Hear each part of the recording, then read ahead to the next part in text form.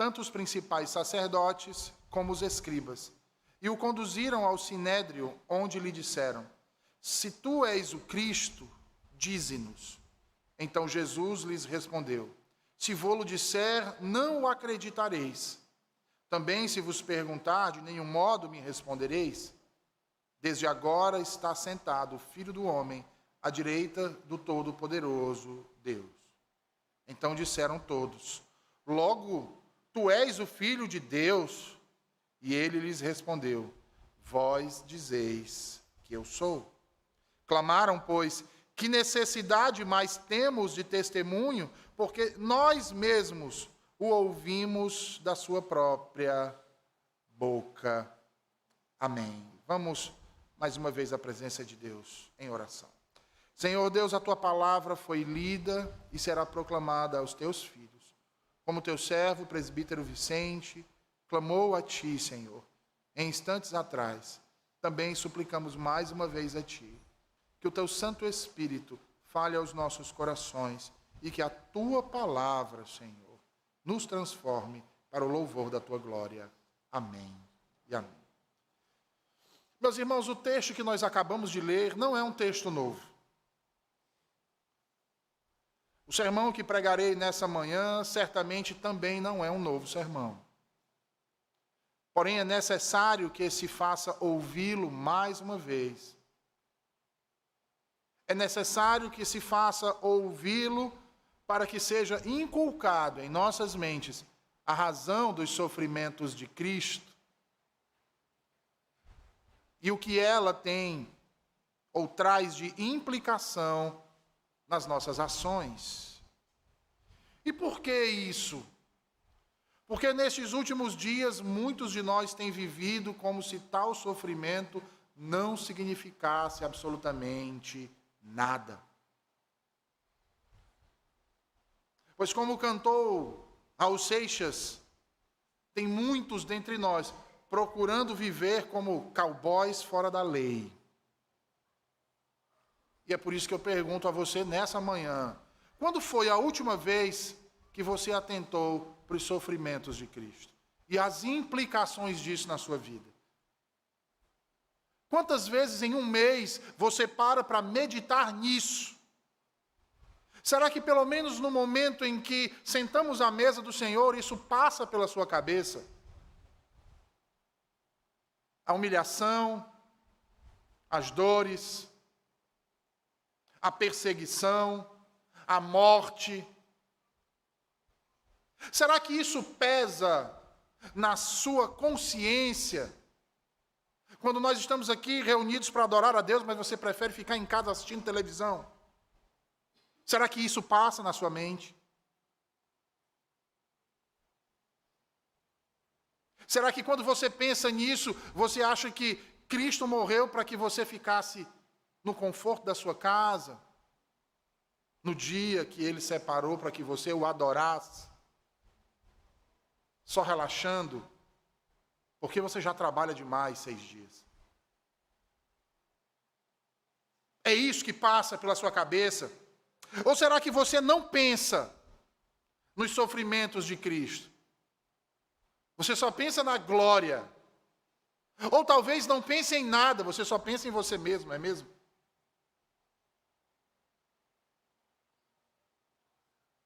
Será que você já parou para pensar sobre os sofrimentos de alguém que, por causa do amor, se entregou à morte, e morte de cruz,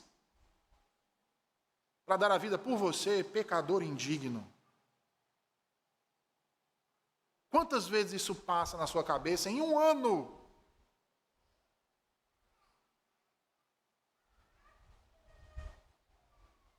Tão avassaladora paixão não pode passar incólume aos nossos corações, meus irmãos. Ao contrário, ela deve marcá-lo. Ela deve despedaçá-lo. Ou como disse Charles Spurgeon, as feridas de Cristo devem fazer sangrar corações de pedra.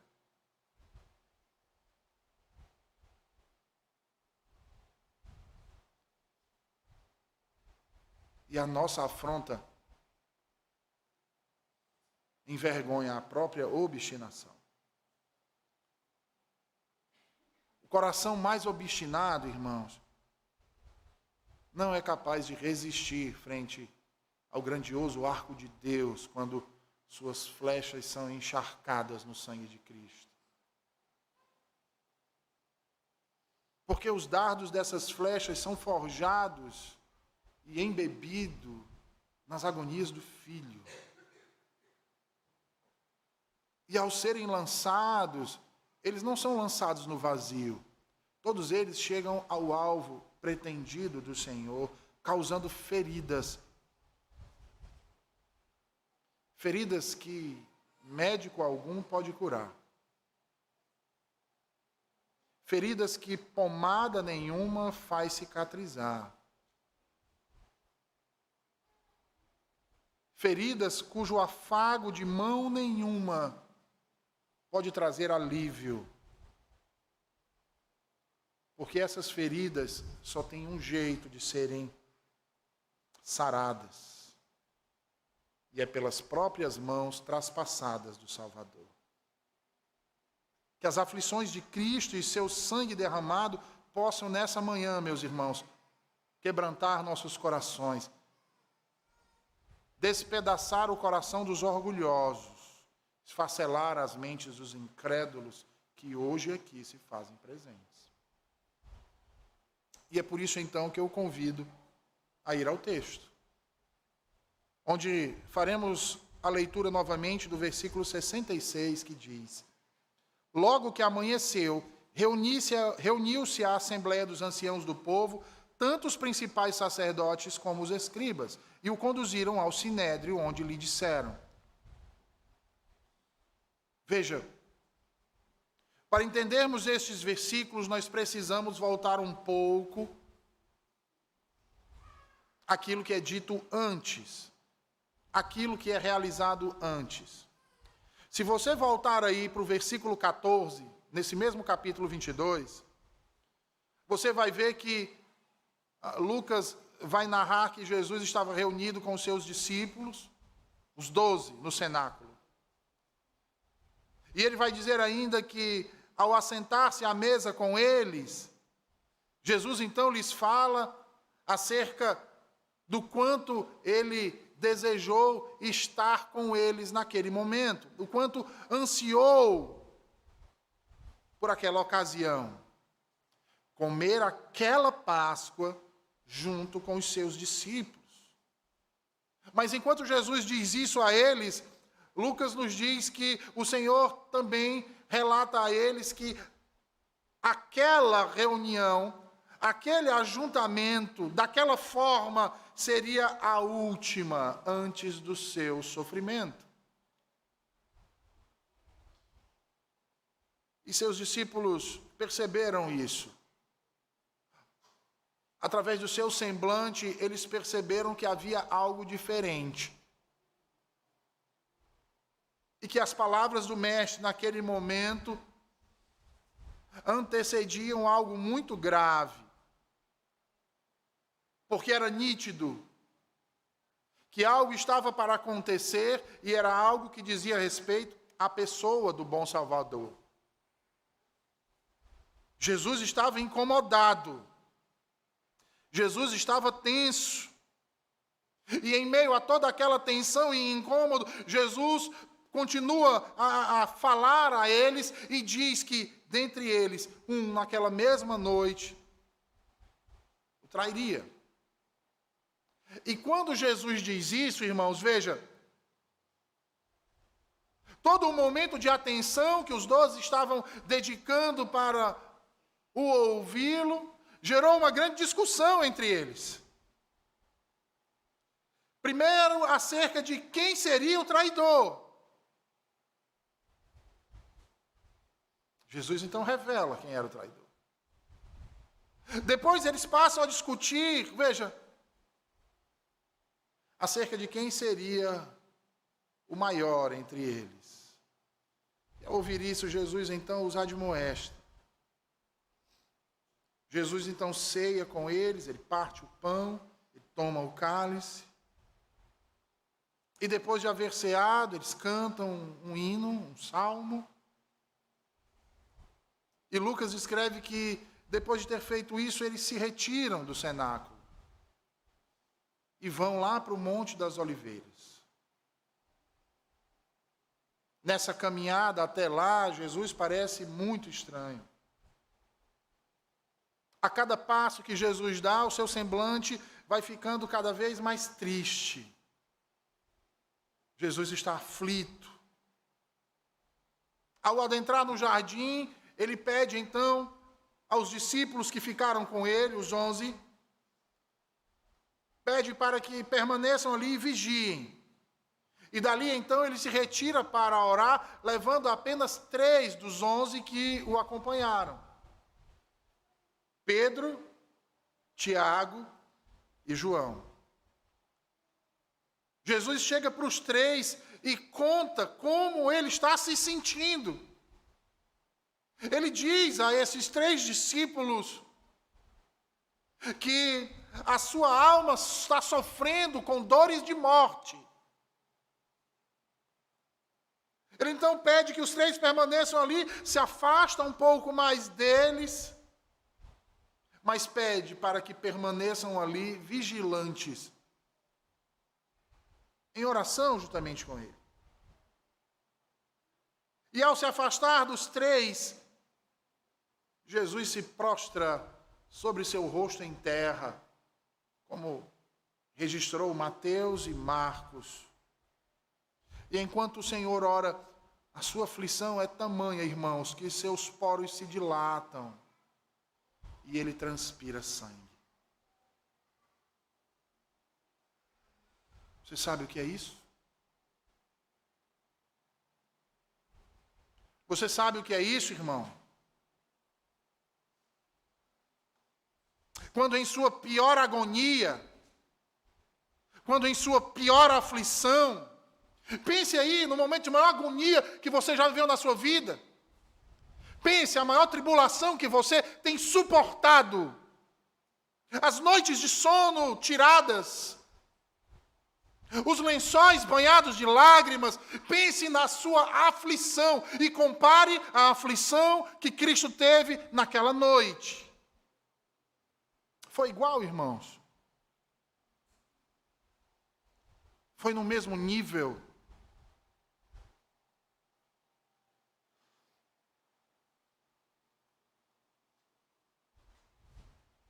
Mas você acha que é, não é? Você acha que as suas aflições são maiores do que a de Cristo. E os seus problemas são tão grandes que Jesus vai entender se você não o seguir.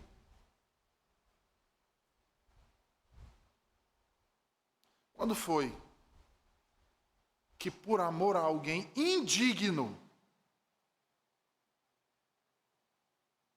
eu não estou falando de alguém que você gosta, filho, pai, mãe, irmão, irmã, marido, esposa. Eu estou falando é quando foi por alguém indigno, que você derramou suas lágrimas e se afligiu na alma como Cristo.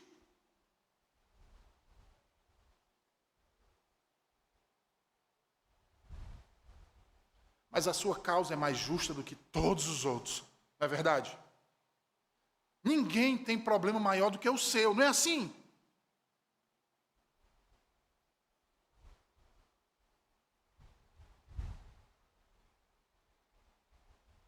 O Cordeiro de Deus, o Salvador do mundo, o único sem pecado, está ali, prostrado com o rosto em terra. Seus poros transpiram sangue, sua alma está aflita.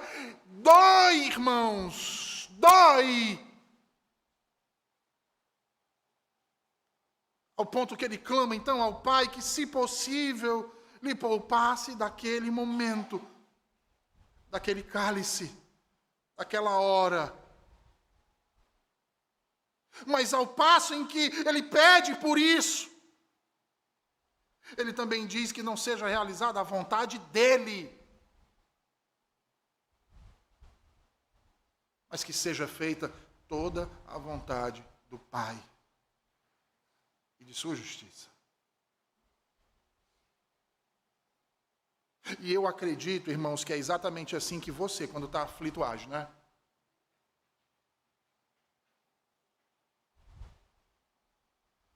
você mesmo aflito, você mesmo atribulado em dores, se curva perante a vontade de Deus. Não é assim?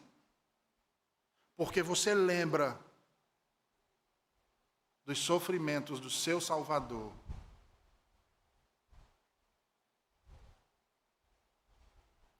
Seu sangue pingava na terra.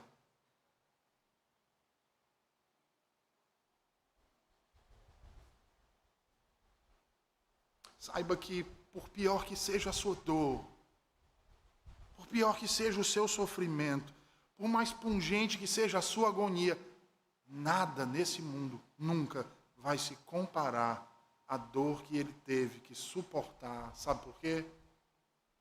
Por amor a você.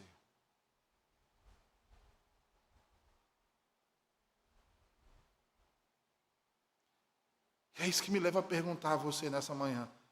Como você tem retribuído tamanho amor?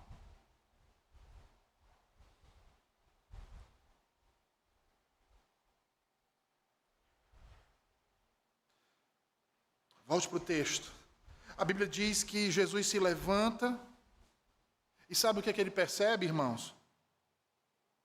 Que aqueles que ele havia deixado um pouco e que pede para que vigiem, eles estão dormindo.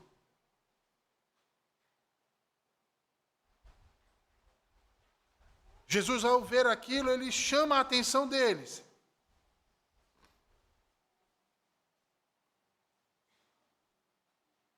Assim como eles, muitos hoje em dia têm feito a mesma coisa. Não têm se importado. Se duvidar, é capaz de alguém chegar para você no alvoroço do seu dia a dia e dizer assim: eu tive pensando sobre a morte de Jesus. E você responder, sabe o quê? Acreditem. Ah, Jesus morreu, coitado. Já comunicaram aos pais? De tão indiferente que é.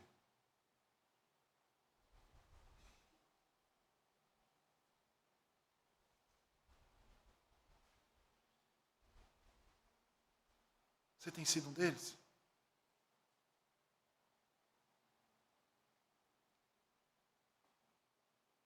A Bíblia diz que, enquanto Jesus admoesta Pedro, Tiago e João, que não estavam vigiando, estavam dormindo, chega uma multidão. Veja aí o versículo 47. À frente da multidão estava um dos 12, Judas. E ele vem bem na frente da multidão. Ao ver Jesus, ele se aproxima do mestre e o beija na face. Jesus olha nos olhos de Judas e diz a ele: com um beijo traís o Filho do Homem. A multidão que acompanhava Judas Iscariotes, composta pelos principais sacerdotes, capitães do templo e anciãos do povo, armados de espada e porretes. Ali então eles manietam o bom Salvador, prendem suas mãos. E depois de preso, passam a espancá-lo, batem, sem demonstrar qualquer tipo de piedade. E dali o conduzem até a casa do sumo sacerdote. De acordo com João, Jesus é então levado para ser ouvido por Anás, sumo sacerdote que antecedeu Caifás e sogro do mesmo, de acordo com o historiador Flávio Joséfo. Simão, Pedro e alguns outros discípulos seguem a Jesus, mas de longe, para não serem identificados. Enquanto aguardava o interrogatório, preso, os que o prenderam zombavam dele. E continuavam a bater nele, copiosamente. Cuspiam em sua face. Lhes vendavam os olhos e perguntavam, escarnecendo dele: profetiza-nos, quem é que te bateu agora? Quem te deu essa cusparada? Fala, profeta. blasfemando contra ele, o insultavam. Chegando então Anás, dá-se início ao infame interrogatório. Não há registro nas passagens da Escritura das perguntas que foram feitas a Jesus, todas elas, mas nós podemos deduzir que foram perguntas sobre a sua doutrina e sobre os seus discípulos, na tentativa de colher algo para que pudessem então acusá-lo. Diante disso, o que Jesus deveria responder, irmãos? Você já pensou nisso?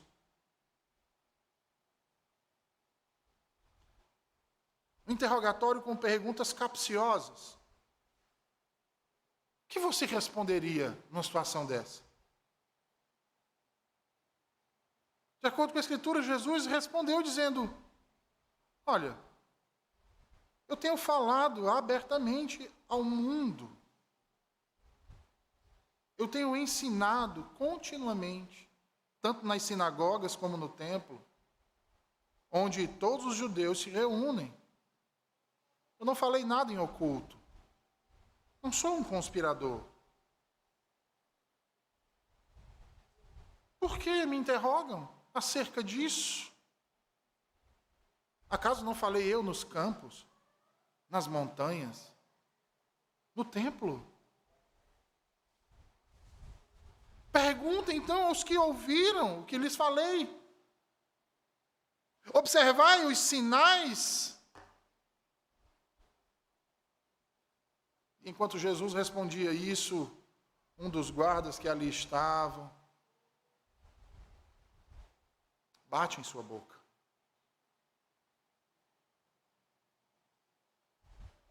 E interpela o Salvador do mundo, dizendo: é assim que falas ao sumo sacerdote? Jesus olha para ele e responde: se falei algum mal, dá testemunho do mal que eu disse. Mas se falei o bem, por que me feres? Certamente, meus irmãos, eu e você responderíamos de outra forma.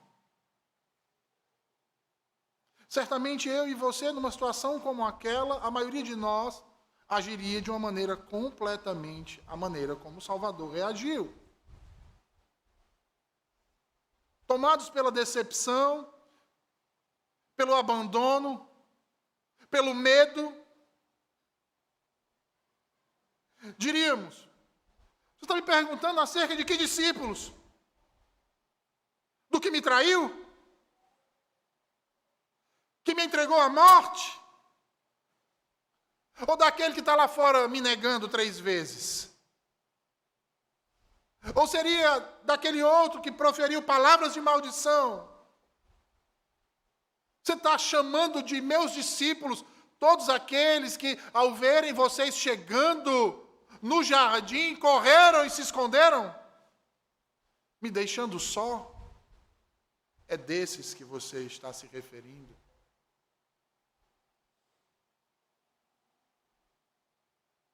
Mas Jesus não é como nós, irmãos.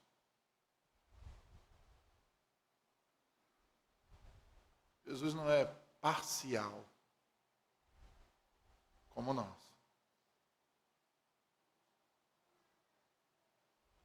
A resposta dele veio com silêncio, ainda que ele pudesse falar. Mas ele não falou dos seus, apesar de ter muitos motivos.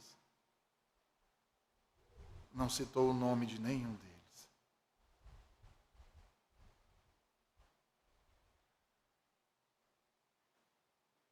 Sabe por quê, irmãos? Porque ele não veio para acusar os seus. Ele não veio para punir. Ele veio para salvar. Ele veio para amar e para perdoar. Mesmo abandonado pelos seus, ele não os abandona. Ao contrário, ainda que debaixo de forte humilhação, a mente de Cristo poupa-lhes e os protege, recebendo todas as pancadas dos quais eles eram dignos de receber. Recebendo toda a humilhação dos quais eles é quem deveriam ser humilhados. Meus irmãos, nenhuma resposta à calúnia pode se comparar com uma vida irrepreensível, reta e honrada. Spurgeon dizia que bem-aventurado é o homem que não tem necessidade de defender-se, porque através de suas obras e palavras, sólidos testemunhos são mostrados. Testemunhos de retidão e bondade. Jesus se apresenta diante de nós como um espelho de mansidão, como o paradigma da verdadeira perfeição. As calúnias e as falsas acusações se retorcem diante de sua justiça como uma serpente ferida ou calcada a seus pés. Ninguém poderia impugnar, meus irmãos, a absoluta perfeição de Jesus. Perfeição essa que cobre a todos nós, seres imperfeitos. Que grande deleite é poder contar com Jesus como nosso intercessor, como nosso advogado, que argumenta baseado em sua própria justiça para a nossa defesa. É isso que Paulo quis dizer quando escreve aos Romanos, dizendo: quem intentará acusação contra os eleitos de Deus? No entanto, observe que, ao responder isso, um dos soldados vem e golpeia o Senhor Jesus na face, a primeira de uma série de muitas outras agressões que se dariam a partir dali. Às vezes, irmãos, ao ler esse texto, e ontem à noite não foi diferente, me vem à memória a imagem daquele soldado, que certamente deveria estar muito orgulhoso do que estava fazendo, exibindo-se na frente de seus demais irmãos e de seus mestres.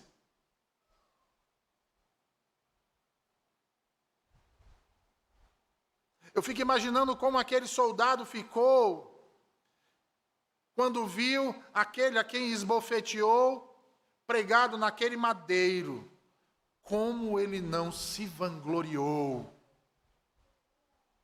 Talvez ele estivesse entre a turba que riu, que fez chacota, piadas, que escarneceu de Jesus.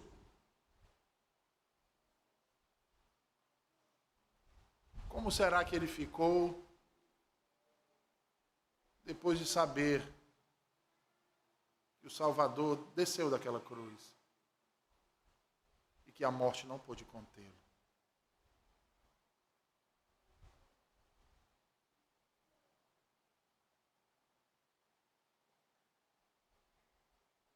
Já parou para pensar como aquele homem desceu à sepultura?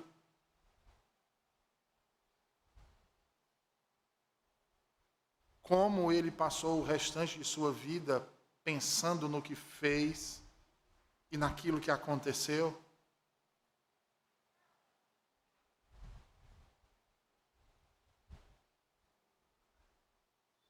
Quão atribulada foi a vida daquele homem que muito provavelmente morreu na impenitência.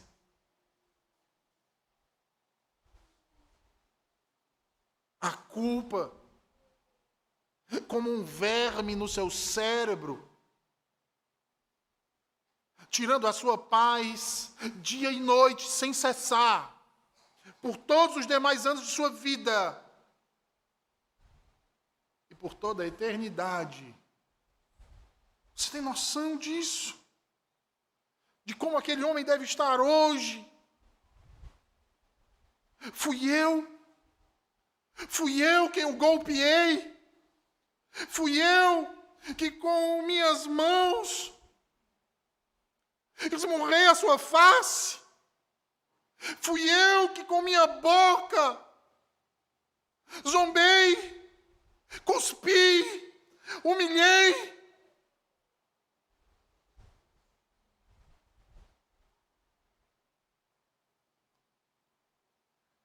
Esse golpe foi cruel, irmãos.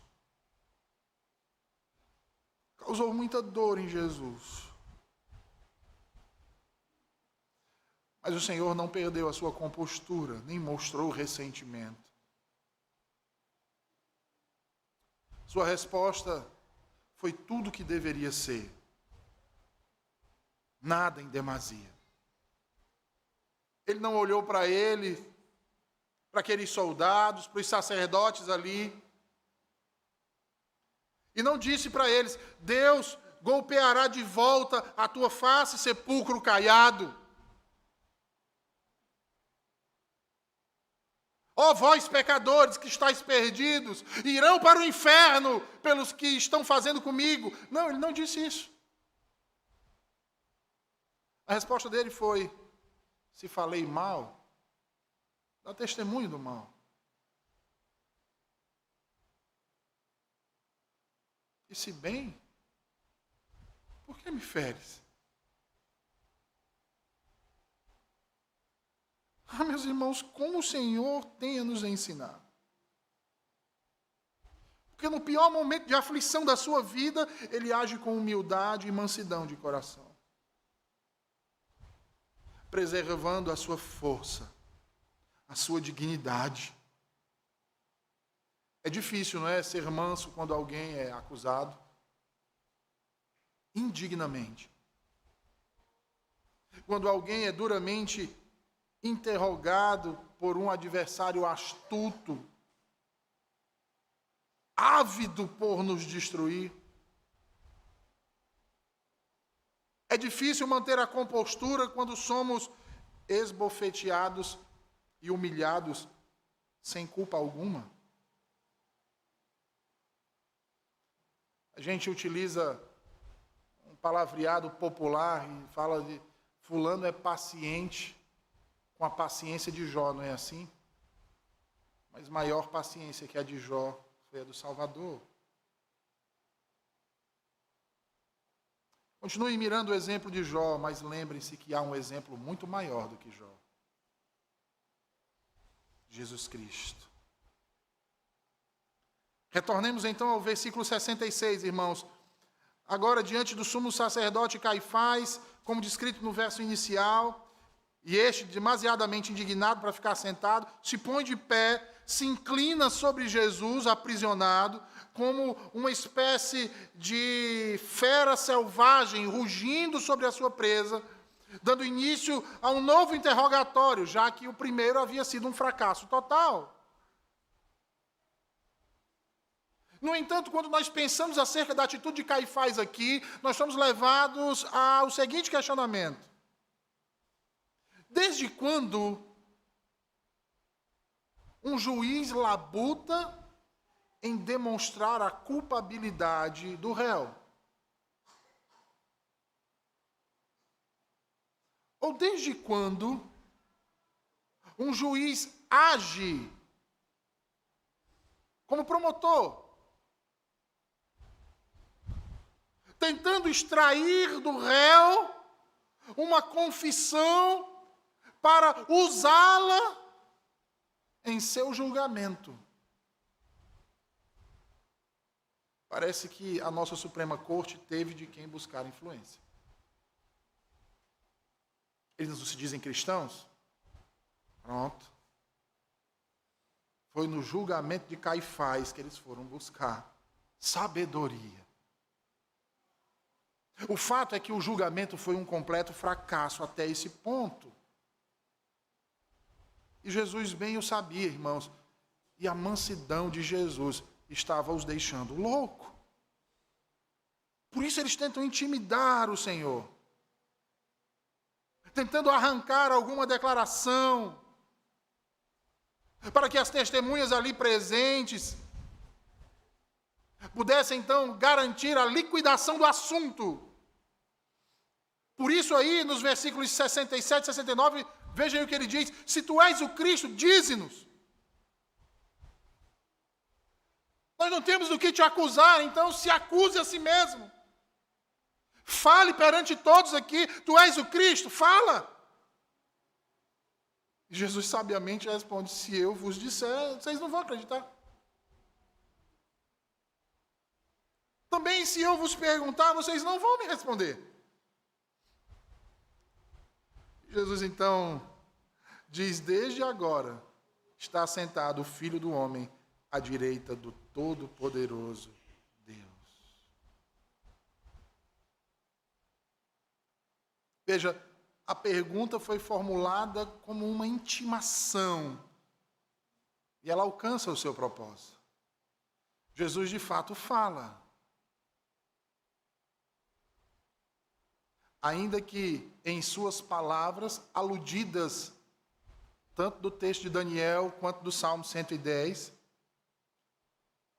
dando a eles, assim, tudo o que eles necessitavam. Jesus se vê obrigado a responder ao sumo sacerdote de seu povo, mesmo sendo ele um homem mau.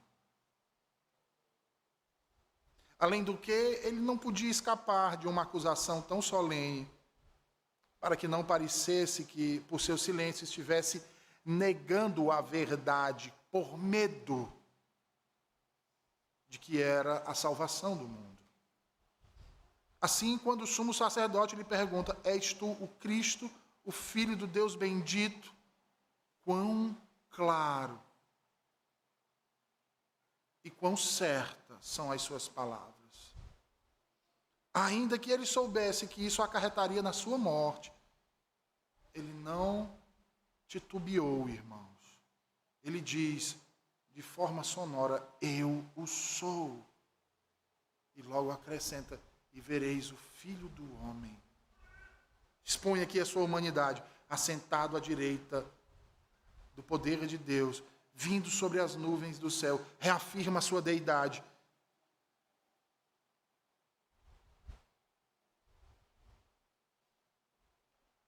É impressionante e maravilhoso pensar em Jesus tão calmo para confrontar aqueles que zombavam e espancavam ele. E neste mesmo instante, de tanta injúria, de tanta calúnia, daquele circo todo armado,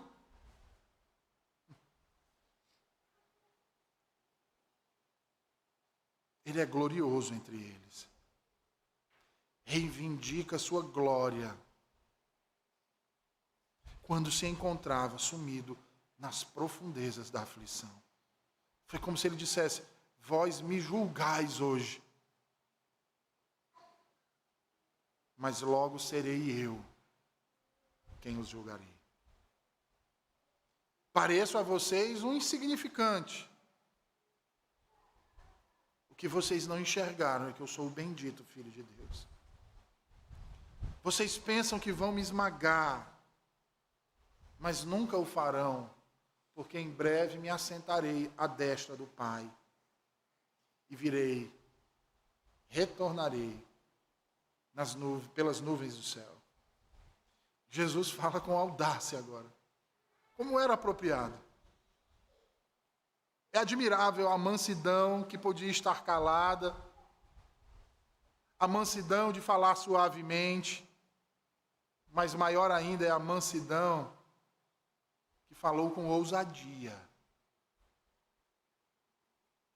sem ser esnobe, sem ser arrogante, sem ser orgulhoso. Vejam, quando nós respondemos com valentia, deixamos muitas vezes a dureza entrar pela mesma porta. Ou quando deixamos fora a nossa ira, somos propensos a nos esquecer da firmeza. Mas Jesus nunca elimina uma virtude para dar espaço à outra. Ele usa ambas com muita sabedoria. porque o seu caráter é completo, íntegro, perfeito. Seja o ângulo que você tentar observar. Mesmo enquanto se encolhia debaixo de um duro golpe, se retorcendo sobre essas imundas acusações, suportando tal sedição de pecadores contra ele, também deve ter se sentido internamente satisfeito na consciência de sua condição de filho e seu poder e diante da perspectiva de sua glória no futuro. Um manancial de água brota de dentro de sua alma, por saber antecipadamente que se assentaria à destra de Deus e que retornaria para julgar vivos e mortos, reivindicando para si todos aqueles que comprou com seu sangue.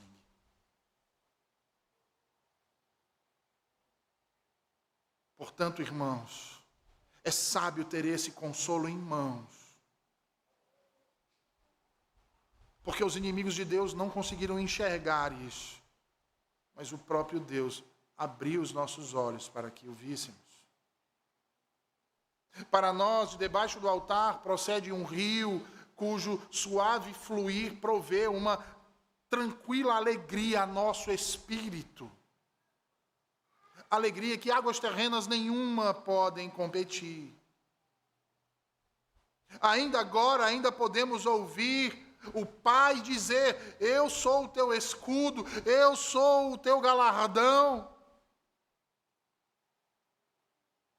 Notem antes que deixemos este ponto que praticamente o julgamento e o interrogatório terminam com a condenação do Salvador devido a ele ter confessado a sua deidade, quem realmente ele era, o Deus homem.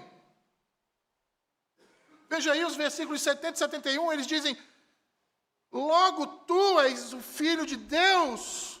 E ele lhes respondeu: vós dizeis que eu sou. Clamaram, pois, que necessidade mais temos de testemunho, porque nós mesmos o ouvimos de sua própria boca. O condenaram por sua própria boca.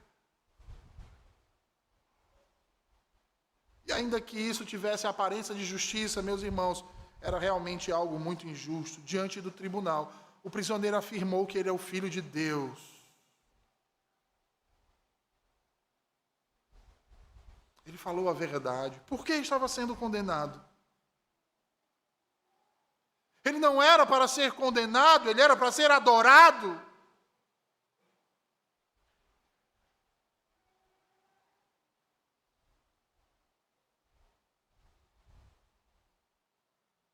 Eles não podem condenar à morte justamente a um homem sem um exame que se adentre na verdade de sua esfera, mas eles sequer investigaram isso.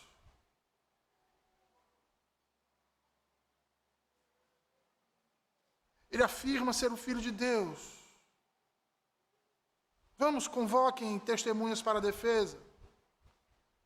Perguntem se olhos cegos foram abertos, se mortos foram ressuscitados. Perguntem, tragam as testemunhas. Perguntem se ele operou sinais e prodígios como nenhum outro fez. Mas não foi isso que eles fizeram.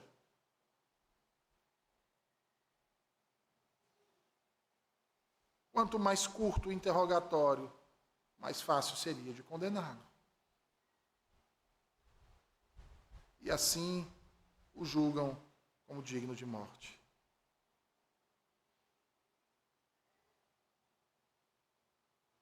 Quantos não há, irmãos, entre nós que fazem o mesmo que eles? Que condenam as doutrinas da graça sem sequer fazer as devidas investigações. E se utilizam dos argumentos mais triviais. Vêm para escutar um sermão e talvez encontrem falhas nos gestos do pregador, em algumas palavras trocadas, em algum erro de concordância. Quem sabe, um verbo fora do tempo, mal conjugado. Talvez não seja um sermão perfeito. Talvez em algumas partes esteja truncado.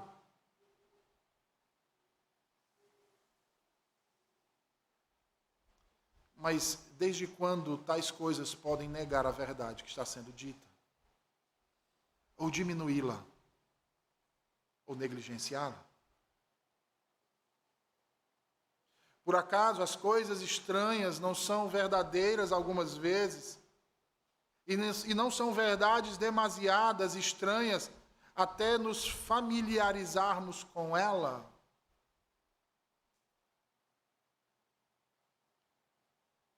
Estes homens não querem condescender a ouvir a demonstração da confirmação de Cristo, não querem fazer nenhuma pergunta que ressalte isso.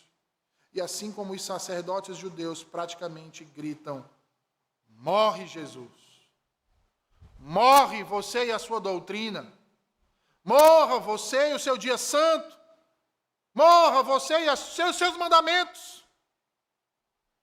Não quero saber disso. Quero viver minha vida livre, fazendo o que eu quero. Eu quero um Deus que me dê liberdade, onde eu mesmo estipule minhas leis, eu mesmo diga o que é bom para mim, eu mesmo faça o que me apraz. Não você, Jesus.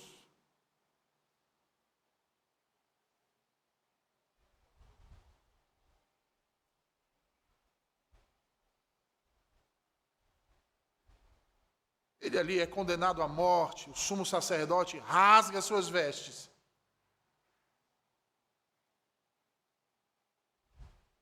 E quão significativo é isso, irmãos? Porque a casa de Arão e a tribo de Levi rasgaram suas vestes. Mas o sangue de Cristo, quando escorreu pelo madeiro, e a sua alma foi entregue, ali foi rasgado o véu do templo. E foi rasgado não de baixo para cima, mas de cima para baixo. E a partir dali, aquele sacerdócio foi abolido. Abolido. Eles desconheciam tudo isso, mas tudo o que fizeram possui um significado singular. As vestes rasgadas eram um indício do fato de que agora o sacerdócio araônico havia sido rasgado, destruído, passado para sempre, irmãos. E agora, uma nova ordem havia sido estabelecida, ou melhor, restabelecida, a ordem de Melquisedeque. Porque o verdadeiro Melquisedeque, nesse instante, nesse lugar, estava diante deles, em majestade, na sua paciência. Todos que ali se encontravam queriam que Cristo fosse condenado.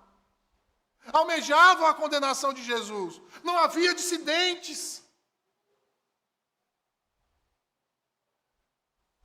Eles tinham tomado cuidado de não deixar gente como, por exemplo, Nicodemos e José de Arimateia saber o que se passavam ali.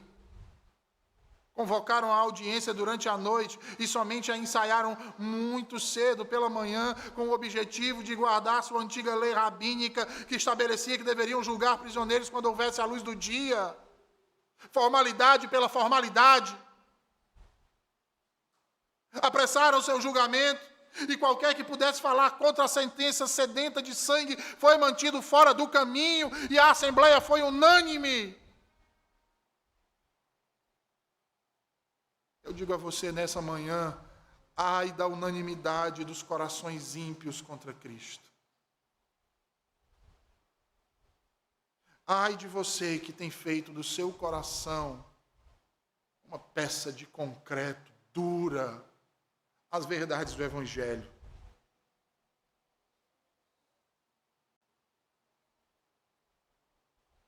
Sabe, irmãos, é surpreendente que tais discussões possam acontecer entre aqueles que se dizem ser amigos de Cristo.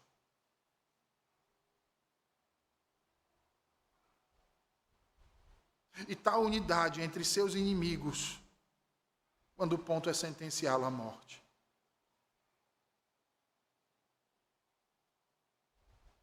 Eu nunca ouvi discussões entre demônios, e também nunca li de divisões no inferno.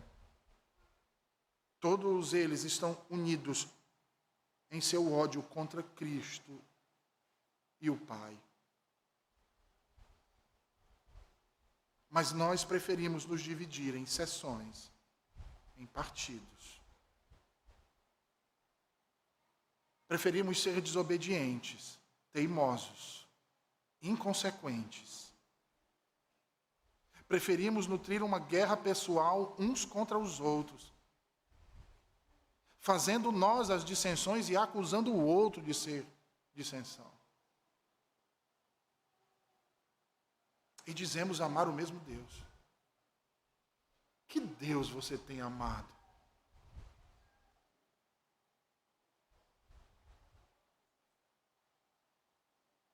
O seu ego? Que verdade você tem seguido? A que você tem nutrido da sua própria mente?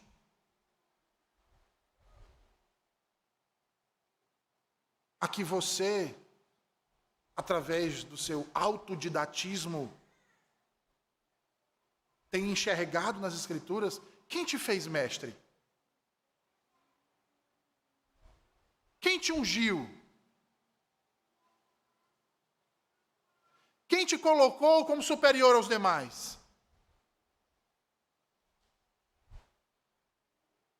Mas aqui estamos nós,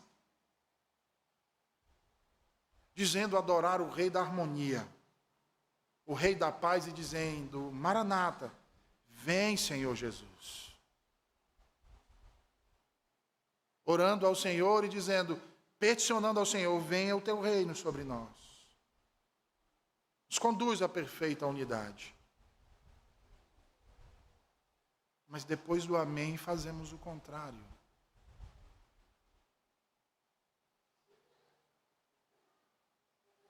De que lado nós estamos, irmãos? Será que nós estamos dentro da casa de Caifás? Ou de Anás? Estamos junto com eles, com aquela turba de soldados e falsas testemunhas? É com eles que nos ajuntamos? Ou com aqueles que estavam no portão e acusaram Pedro?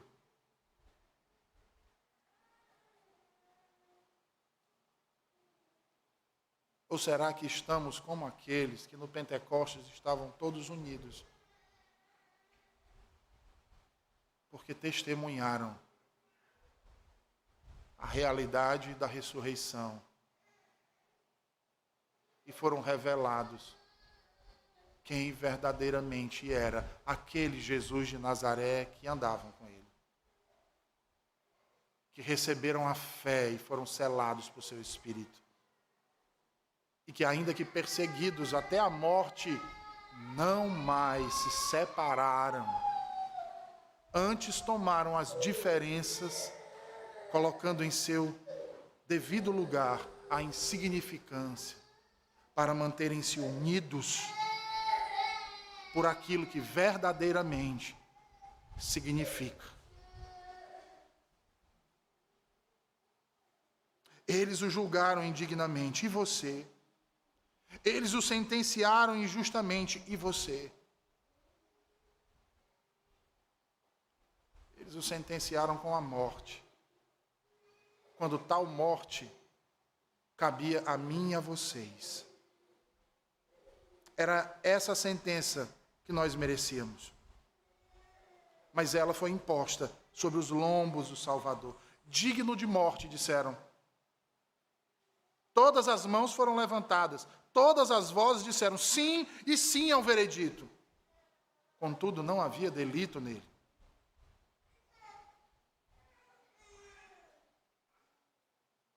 Não havia delito nele.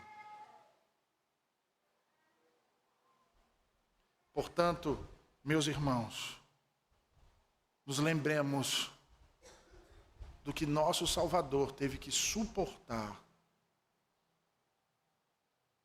para nos salvar. Não achemos que as nossas dores e as nossas dificuldades não podem ser carregadas por nós. Sabe por quê? Porque se estamos nele, ele é a nossa força. E não nós mesmos. O que precisamos, e me desculpem a linguagem, é tomar posse daquilo que ele mesmo nos entregou. A fé, a esperança e o amor. E o amor. Que o Senhor tenha misericórdia de nós e que neste dia nos lembremos dos seus sacrifícios, das suas dores, com a qual provou o nosso amor, carregando sobre si o nosso fardo e a nossa culpa, para nos tornar nós indignos, como homens e mulheres dignos diante do Criador.